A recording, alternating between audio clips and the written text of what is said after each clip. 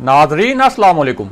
Inside news के नए programme के साथ मैं हूं इब्राहिम राजा और आज हम आपको बताएंगे कि लद्दाख झड़प में चीन के 47 फौजियों की हलाकत का मामला क्या है, पेंगोंग झील में कूदने वाले 18 भारतीय फौजियों के साथ क्या हुआ और हेलमेट टॉप की पहाड़ी पर आधी रात को क्या खूनी खेल खेला गया। अगर आप इस खबर की तफसील जानना चाहते हैं और आने वाले दिनों में भी अहम मामलात से आगाह रहना चाहते हैं तो हमारे चैनल को सब्सक्राइब कीजिए। और अब बात करते हैं आज के मौजू पर, यानी चीन के 47 फौजियों की हलाकत का मामला क्या है और लद्दाख में हेलमेट टॉप की पहाड़ी पर आधी रात को क्या हुआ। आपको इस मामले से जुड़ी खौफनाक और तहलका खेज तफसीलात बताते हैं ताकि आपको ये पूरा मामला आसानी से समझ आ सके। तो सबसे पहले आपको बताएं कि इस मामले की नई तफसीलात के मुताबिक 29 और 30 अगस्त की दरमियानी रात सैकड़ों चीनी फौजियों ने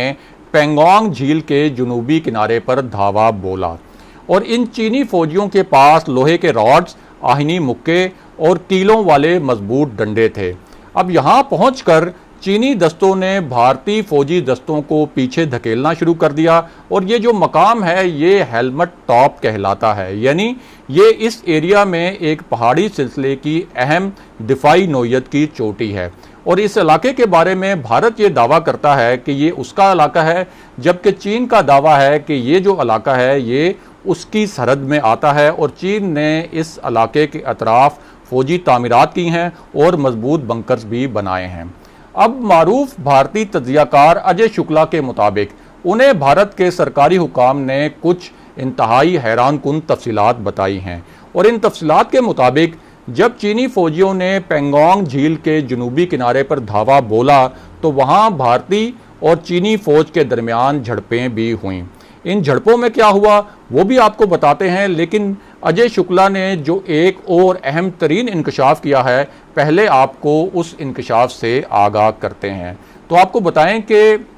अजय शुक्ला के मुताबिक भारत के सरकारी हुकाम ने उन्हें बताया कि चीनी फौजियों ने ना सिर्फ हेलमेट टॉप बल्कि इसके साथ जो दूसरी इंतहाई अहम और दिफाई नौयत की चोटी है जिसका नाम ब्लैक टॉप है उस पर भी कब्जा कर लिया है और ये जो दोनों चोटियां हैं ये भारतीय इलाके में हैं। अब इन चोटियों पर चीनी कब्जे के बाद चीनी फौजी इस इलाके में मौजूद भारतीय छावनियों पर बराह रास्त फायरिंग भी कर सकते हैं और ज़रूरत पड़ने पर इन छावनियों पर बराह रास्त मिसाइल भी फायर कर सकते हैं, क्योंकि चीनी दस्तों ने इन बुलंद चोटियों पर अपने मोर्चे कायम कर लिए हैं। और अब बात करते हैं कि इन झड़पों में 47 चीनी फौजियों की हलाकत और इन झड़पों के दौरान 18 भारतीय फौजियों के पेंगोंग झील में कूदने का मामला क्या है।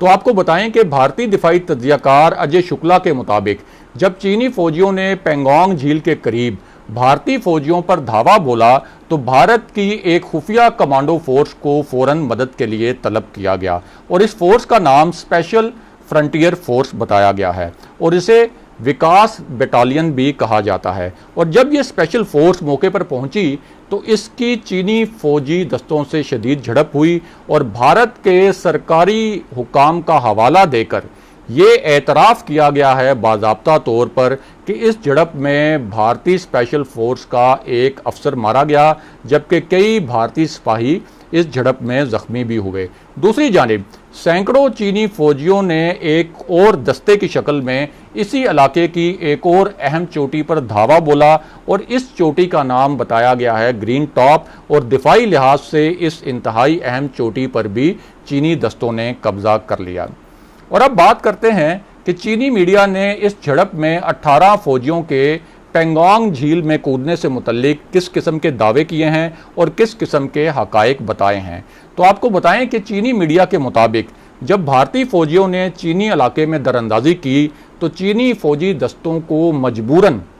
भारतीय फौज के खिलाफ सख्त कार्रवाई करना पड़ी। अब इस दौरान कोई गोली तो नहीं चली, लेकिन चीनी फौजियों के पास कीलों वाले जानलेवा किस्म के डंडे और लोहे के रॉड्स मौजूद थे और चीनी मीडिया के मुताबिक जब ये डंडे और रॉड्स फौजी जो भारतीय फौजी थे उन पर जब बरसाए गए तो इनमें से कई जान बचाने के लिए भाग निकले। और कुछ चीनी मीडिया आउटलेट्स ने तो ये भी रिपोर्ट किया है कि इस झड़प के दौरान 18 के करीब भारतीय फौजी जान बचाने के लिए पेंगोंग झील में कूद गए। और इस झील के मुतालिक आपको बताएं कि ये झील सतह समंदर से 13,862 फुट की बुलंदी पर है। और ये जो झील है ये 134 किलोमीटर लंबी है, 5 किलोमीटर तक चौड़ी है और 100 मीटर तक गहरी है। और चीनी रिपोर्ट्स के मुताबिक इस झील में छलांग लगाने वाले कई भारतीय फौजी डूबकर हलाक हो गए होंगे। ये चीनी फौजियों का तज्जिया है। दूसरी जानिब आपको ये बताएं कि भारतीय मीडिया और भारत का मेन स्ट्रीम मीडिया यानी भारत के जो बड़े बड़े टीवी चैनल्स हैं वो क्या हैरानकुन दावा कर रहे हैं। तो आपको बताएं कि ये चैनल्स 47 चीनी फौजियों की कब्रों की एक वीडियो चला रहे हैं और ये दावा कर रहे हैं कि भारत ने चीन के 47 फौजी हलाक कर दिए। और इन हलाकतों के मुतल्लिक जो भारतीय मीडिया है वो ये दावा कर रहा है कि 47 जो चीनी फौजी हैं उनकी कब्रों की वीडियोस भी मंजरे आम पर आई हैं। और इनमें से कुछ चैनल्स तो ये भी दावा कर रहे हैं कि ये कब्रें उन चीनी फौजियों की हैं जो दरअसल भारत और चीन के दरमियान ताज़ा झड़प में मारे गए, जबकि कुछ चैनल्स का ये दावा है कि ये कब्रें उन चीनी फौजियों की हैं जो 15 जून को लद्दाख में होने वाली झड़प में मारे गए थे। और ये वो झड़प थी जिसमें चीन ने भारत के 20 से ज़ायद फौजी हलाक कर दिए थे। अब भारतीय चैनल्स 47 चीनी फौजियों की हलाकत के दावे तो कर रहे हैं, लेकिन इस दावे की बुनियाद क्या है इसके बारे में उन्होंने कोई शवाहिद पेश नहीं किए। और यहाँ दिलचस्प बात यह है कि चीनी मीडिया ने सबूतों के साथ भारतीय मीडिया के इन दावों का भांडा फोड़ कर रख दिया है। और वो इस तरह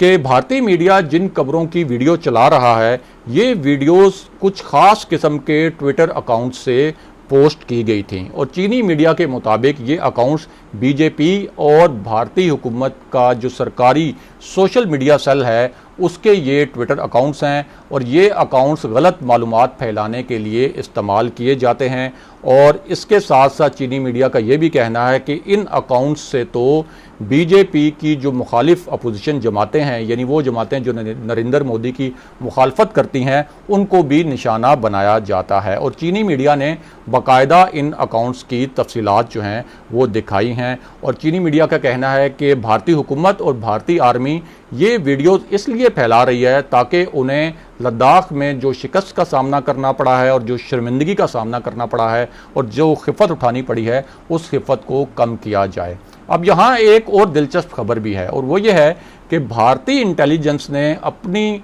हुकूमत को एक रिपोर्ट पेश की, लेकिन वो रिपोर्ट लीक हो गई। और ये जो रिपोर्ट लीक हुई है इस पर भारतीय वज़ीर आज़म नरेंद्र मोदी और उनके जो वज़रा हैं वो बहुत ही भरम नज़र आते हैं। और भारतीय फ़ौज के जो आला हुकाम हैं वो भी इस बात पर बहुत ज़्यादा परेशान हैं। और ये जो लीक होने वाली इंटेलिजेंस रिपोर्ट है ये भारत के एक मारूफ अंग्रेज़ी अखबार द हिंदू में शाया हुई है। और इस रिपोर्ट में बताया गया है कि लद्दाख में कम से कम 1000 मुरब्बा किलोमीटर का जो भारतीय इलाका है उस पर चीन कब्ज़ा कर चुका है। और ये चीन ने ये कब्ज़ा इतने सिस्टमेटिक तरीके से यानी इतने मुनज़्ज़म अंदाज में किया कि भारतीय इंटेलिजेंस जो है वो चीनी फ़ौजियों की नकलो हरकत का बिल्कुल पता नहीं चला सकी। इसके साथ साथ मगरबी जो दिफाई थिंक टैंक्स हैं उन्होंने अपनी रिपोर्ट में ये भी बताया है कि चीन ने डोकलाम में जो 2 नए एयर डिफेंस सिस्टम्स लगाए हैं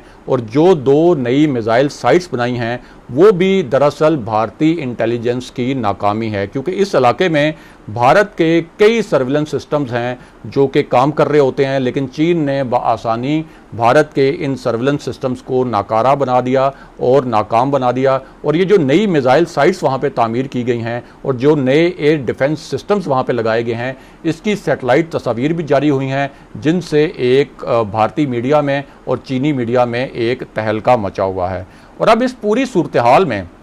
भारतीय मीडिया ये भी रिपोर्ट कर रहा है कि चीन ने अब लद्दाख में 3 मकामात पर अपने हज़ारों फौजियों को मूव किया है। यानी ताज़ा झड़प के बाद ये जो झड़प 29 और 30 अगस्त की रात हुई है उस झड़प के बाद चीन ने 3 मजीद मकामात से अपने हज़ारों फौजियों को मूव किया है, जिससे जाहिर ये होता है कि चीनी फ़ौज जो है अब भारत को भारतीय इलाके से ही मजीद पीछे धकेलने के लिए एक बड़े ऑपरेशन की तैयारी कर रही है। और इस सिलसिले में चीनी फ़ौज की जानिब से एक बाज़ाब्ता बयान भी जारी हुआ है।